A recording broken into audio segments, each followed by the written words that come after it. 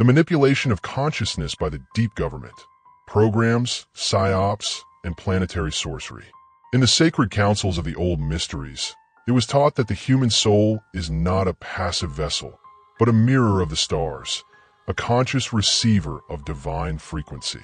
Yet in the shadowed halls of the modern cryptocracies, it was decreed that this very gift would be its undoing. Thus was born the greatest manipulation of all, the seizure of consciousness itself. Let us now unveil, in the harsh light of occult truth, the archives of manipulation, the architects of forgetting, the very rituals by which the rulers of this world have reshaped the inner cosmos of mankind. They began not with bombs, but with beliefs. Not with fire, but with frequencies. To control a body is primitive. To control a border is fleeting. But to control perception, to whisper into the fabric of thought itself, this is where true power takes root. Thus did the hidden magistrates of the deep government initiate the manipulation of human consciousness, not as experiment, but as ritual warfare. From the vaulted basements of MKUltra to the signal towers of voice of God technology, from the chemical trails that lace your skies to the silicon chips that learn your desires before you do, all is connected. Let's begin. Project MKUltra, Monarch, and the ritualization of trauma. It began beneath the surface, as all dark rituals do, in laboratories not of science, but of sorcery. MKUltra was never just a CIA program. It was a Saturnian cathedral of shattered minds.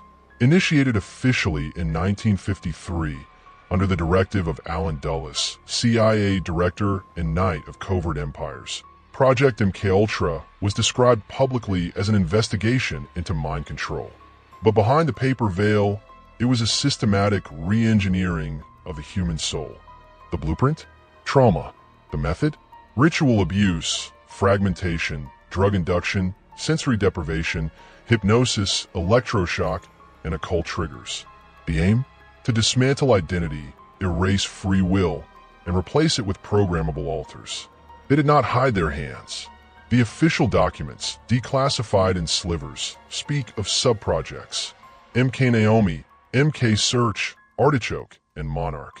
Each a petal of the Black Lotus. Each more horrifying than the last. Monarch, the most secret, was never acknowledged officially, but its fingerprints lie across the testimony of thousands, survivors whose minds were partitioned like databanks.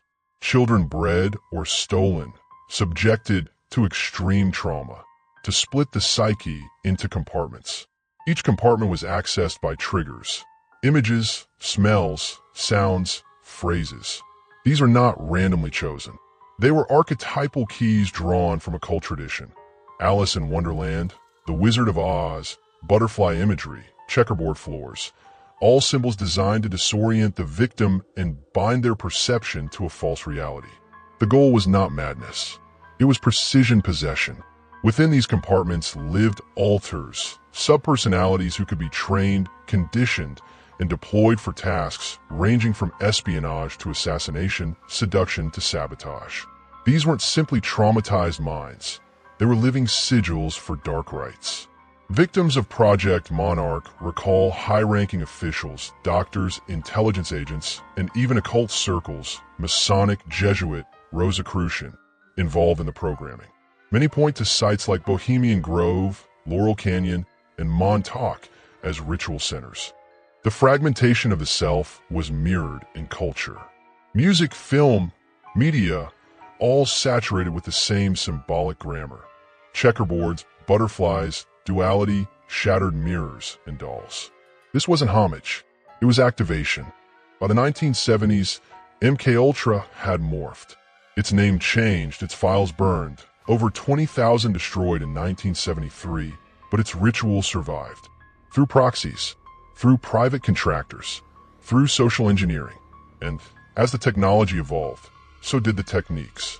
The trauma became digital. The programming became algorithmic.